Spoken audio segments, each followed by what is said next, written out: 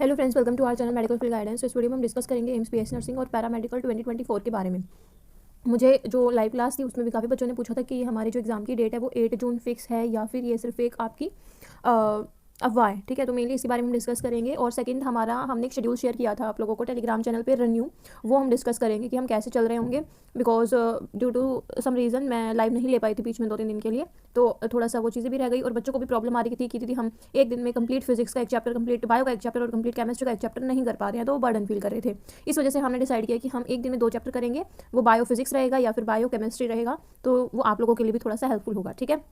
अच्छा, बहुत सारे ना डाउट मुझे ये भी पूछते हैं कि हमें कट ऑफ बता दो, एक्यूरेट कितनी चाहिए होगी, कितने मार्क्स हमें रिक्वायर्ड होंगे एग्जाम के लिए। तो कट ऑफ का ऐसा अभी सिनेरियो तुम लेके मत चलो, वो एग्जाम देने के बाद अपना प्रेडिक्शन करना।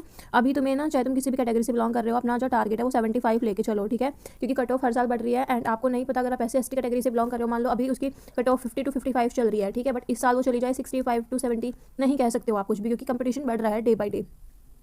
तो अपना टारगेट हर बच्चा अपना 75 प्लस लेके चलो। पीडब्ल्यूबीडी के काफ़ी बच्चे पूछते हैं मुझसे कि हमारी कट ऑफ क्या जाएगी। आप लोग देखो, इतना नहीं तो कम से कम 50 to 60 का टारगेट तो रखो ही रखो। ठीक है, मैं चाहती हूँ कि अगर आप थोड़ा सा सेफ स्कोर लेके चलोगे तो आप लोगों के लिए वो चीज़ हेल्पफुल रहेगी। ठीक है, सिलेबस के लिए बहुत मैं अगर वीडियो में भी डिस्कस कर देती हूँ, बट स्टिल क्वेश्चन पूछते हैं कि नीट में जो चैप्टर नहीं आ रहे हैं क्या वो इसमें आएंगे, या फिर ओल्ड एनसीईआरटी आएगी या न्यू एनसीईआरटी आएगी। आप 1000 बार मुझसे कमेंट में पूछते हो और 1000 बार मैं बोलती हूँ अपनी न्यू एनसीईआरटी करो, बिकॉज एम्स ने अपनी तरफ से कोई भी जो नोटिस ऐसा जारी नहीं किया है। ठीक है, और मैं नहीं चाहती कि एक होता है ना आपके अंदर खुद से ही होता है एक डर कि क्या पता अगर पुरानी चीज़ों से क्वेश्चन आ गए तो वो रिस्क ही नहीं लेना है। अभी आपका फर्स्ट अटैम्प्ट होगा, आपका सिलेबस चेंज होने के बाद में वो पता लग जाएगा इस बार कि आपका जो नया सिलेबस आ रहा है वो आ रहा है या पुराना आ रहा है। तो अपना ओल्ड को ही सारा करके जाओ। ठीक है, ओल्ड एनसीईआरटी फॉलो करो।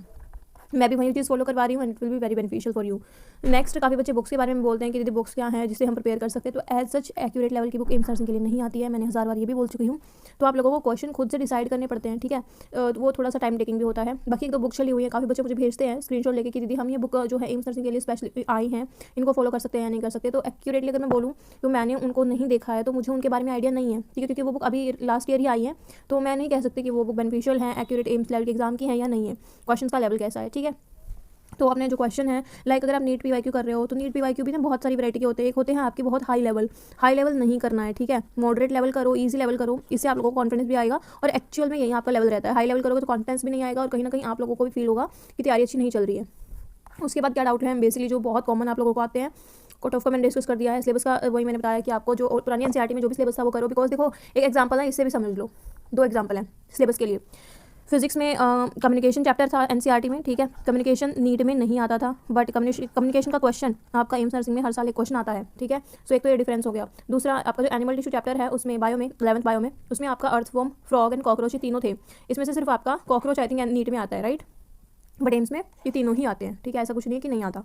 सो अगेन एम्स अपना जो है बहुत क्लियर लेके चलता है कि वो एनसीईआरटी से देगा, बट अभी हम श्योर नहीं है कि आपका एनसीईआरटी से आएगा या पुरानी से। तो अपना पुरानी करोगे तो बेटर रहोगे, सेफ रहोगे। ओके, देन ठीक है, अभी हम बात करते हैं हमारे नए जो शेड्यूल है उसके बारे में। अगर इनके अलावा तुम्हारा कोई डाउट रहता है तो you can ask me in the comment section, और जो भी आपका है। ठीक है, हमने जो बेसिकली, हाँ, बहुत सारे बच्चे मुझे ये चीज़ पूछते हैं कि दीदी अगर हम अभी से अपनी स्टडी स्टार्ट करें, क्योंकि हमने 11th नहीं करी है शुरू, या 12th नहीं शुरू की है, या फिर कुछ भी अच्छे से प्रिपेयर नहीं है, हम बिल्कुल 0 लेवल पे हैं, या फिर कह सकते हो 20-30 मार्क्स हमने लास्ट टाइम स्कोर किए थे, 40 मार्क्स लास्ट टाइम स्कोर किए थे, तो क्या हम 70 प्लस टारगेट आपकी बात कर सकते हैं अचीव इन 4 महीनों में? तो ऑब्वियसली आप कर सकते हो, बस आपके अंदर डेडिकेशन होनी चाहिए, मेहनत होनी चाहिए। ठीक है, देखो मेरे बैच में ना ऐसे स्टूडेंट्स भी हैं जिनको फिजिक्स से बहुत डर लगता है। ठीक है, जेन्युइन सी बात है, उनको लगता है कि दीदी क्वेश्चन सॉल्व नहीं हो रहे या कोई जो भी इनकी प्रॉब्लम आ रही है, बट अभी वो कॉन्फिडेंस गेन कर रहे हैं। अभी वही मुझे मैसेज कर रहे हैं कि दीदी हमें फिजिक्स में इतना अच्छा सा फील हो रहा है कि हम फिजिक्स क्वेश्चन कर भी पा रहे हैं और हमें डर नहीं लग रहा कि भाई फिजिक्स नहीं होगी सॉल्व। ठीक है, अभी उनके अंदर थोड़ा सा कॉन्फिडेंस इतने लेवल तक आ गया है कि वो AIR का भी सोच रहे हैं कि अगर हम थोड़ा सा ऐसे ही प्रिपेयर करते रहेंगे अपना, तो AIR तक भी हम अचीव कर लेंगे। ठीक है, अच्छा, अब हम बात करते हैं इसके बारे में। हमने बोला था कि हम 2 चैप्टर पर डे लेके चलेंगे। मैंने जो चैप्टर हमारे बैच में कवर करवा दिए थे वो तो हम नहीं लेके चल रहे हैं यहाँ पे ऊपर, जहाँ से हमने छोड़ा था हमने वहीं से स्टार्ट कर रहे हैं। तो हमने प्लांट किंगडम तक अच्छे से कर लिया था। ठीक है, और स्ट्रेट लाइन तक हमने फिजिक्स में कर लिया था, and 2 chapter concept and atomic structure chemistry में हो गया था। तो उससे आगे की आपके शेड्यूल है जो आप प्रॉपर फॉलो कर सकते हो, या आपको टेलीग्राम पे PDF मिल जाएगी। ठीक है, बायो में तो 1 चैप्टर पर डे करो ही करो, ये तो बिल्कुल नहीं छोड़ना है। और हाँ, केमिस्ट्री और फिजिक्स आप एक करके कर सकते हो, it will be very very beneficial for you. ठीक है, अब जैसे अगर आप ऐसे करोगे तो आपका मतलब कि अराउंड फरवरी तक 11th बायो और 11th फिजिक्स तो आप कंप्लीट कर ही लोगे, और 11th और 12th की दोनों की फिजिकल केमिस्ट्री भी कंप्लीट कर लोगे। मार्च अप्रैल मई 3 महीने आपके पास होंगे। अपना 12th की फिजिक्स और बायो और इनऑर्गेनिक ऑर्गेनिक ज़्यादा मुश्किल नहीं होते हैं, अपना स्पेसिफिक पढ़ना है जो पेपर में आता है उसी के हिसाब से। तो ये चीज़ें आप मार्च में कवर कर लोगे along with revision of these portion. ठीक है, और साथ में फिर आपका एक रिविजन अप्रैल में हो जाएगा और एक रिविजन आपका मई में हो जाएगा। ठीक है, अगर इस तरीके से चलोगे कहीं ना कहीं आराम से स्कोर कर लोगे। अब आप बोलोगे दीदी हमसे नहीं होते हैं, हम कुछ भी कर ले हमसे फिजिक्स नहीं होती है, कोशिश नहीं करोगे तब तक तो कुछ भी नहीं होगा, ठीक है। मैं लिटरली कह रही हूँ, मेरे बैच में हिंदी मीडियम स्टूडेंट्स भी हैं, हिंदी मीडियम स्टूडेंट्स बोलते हैं दीदी हमारे लिए कुछ करो, हिंदी मीडियम स्टूडेंट्स हैं मेरे बैच में, एंड वो बच्चे इतना अच्छा परफॉर्म कर रहे हैं इंग्लिश मीडियम में, इतना ज़्यादा अच्छा, मतलब जो मतलब आप काइंड ऑफ मैं एग्जांपल लेती हूँ कि अगर बैच में 30 बच्चे हैं, ठीक है, और वो अकेली एक स्टूडेंट है हिंदी मीडियम की, ठीक है, बाकी है इंग्लिश मीडियम के बच्चे, वो इंग्लिश मीडियम के बच्चों में से 2 से 3 बच्चे ऐसे हैं जो मुझे लाइव में आंसर करते हैं, और ये जो बच्चे हिंदी मीडियम वाली वो इन बच्चों के साथ आंसर कर रही है। सोचो अगर ये बच्ची इंग्लिश मीडियम में होती तो इनका कितना अच्छा रिजल्ट आता है ना, जब ये इनके साथ यहाँ पे कम्पीट कर पा रही हैं। और फिजिक्स जैसी चीज़ों में, फिजिक्स में ये बहुत अच्छा परफॉर्म कर रही हैं, बायो में तो होता है ना सब कर लेते हैं, बट फिजिक्स में कर रहे हैं, तो कहीं ना कहीं ऐसा ही आपको करना है खुद से। एंड ऑब्वियसली जो बैच वाले बच्चों को उनको पता चल गया होगा मैं किसी बात कर रही हूँ, मिली स्टूडेंट का नाम है, तो डेफिनेटली वो बहुत अच्छा परफॉर्म कर रही है। तो अगर ऐसे करके करोगे, थोड़ा सा मेहनत करके करोगे, ये करोगे कि मुझे तो हिंदी इंग्लिश मीडियम के हैं क्वेश्चन हिंदी मीडियम में मिल ही नहीं रहे हैं, या फिर मैं नहीं कर पा रही हूँ, जब वो हिंदी मीडियम के स्टूडेंट होकर इंग्लिश मीडियम की चीज़ें वो इंग्लिश मीडियम के स्टूडेंट से बेहतर कर सकती हैं, तो आप तो इंग्लिश मीडियम के स्टूडेंट हो, आप तो बहुत अच्छा सा कर सकते हो अगर मेहनत करोगे तो, बट स्टिल मेहनत करनी नहीं होती है ना, यही डाउट होता है, फ़र्क होता है ना, जो स्टूडेंट सेलेक्ट होते हैं और नहीं होते उनमें। सो मैंने शेड्यूल डिस्कस करना था मेनली, तो बता दिया मैंने कैसे क्या चीज़ें होंगी। और अभी एक्चुअली ना 13 फरवरी तक कुछ एरियाज़ में नेट ऑफ है, उसकी वजह से काफ़ी बच्चे हैं जो लाइव अटेंड भी नहीं कर पा रहे हैं, और मैं लाइव ले भी नहीं पा रही हूँ, तो हम 14 को इकट्ठा लाइव ले लेंगे, और ये आपको पीडीएफ्स आपकी टाइम टू टाइम मिलती रहेंगी। सो इनको सॉल्व करना है, एंड 14 के दिन हम जो है अपनी लाइव रख लेंगे, उसमें इनके डाउट जो है वो डिस्कस करेंगे, फिर 15 से रेगुलर हो जाएगा, ठीक है, ओके।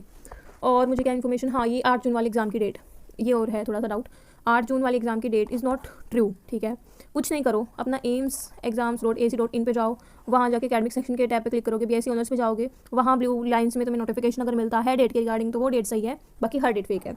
ये चीज़ मान सकते हो कि आपका फर्स्ट और सेकंड वीक में एग्जाम हो जाएगा, तो 8 से 16 जून तक डेफिनेटली एग्जाम हो जाएगा, ठीक है। और एप्लीकेशन फॉर्म तो अभी फरवरी में आ ही जाएंगे, तो उनको फिल कर लेना।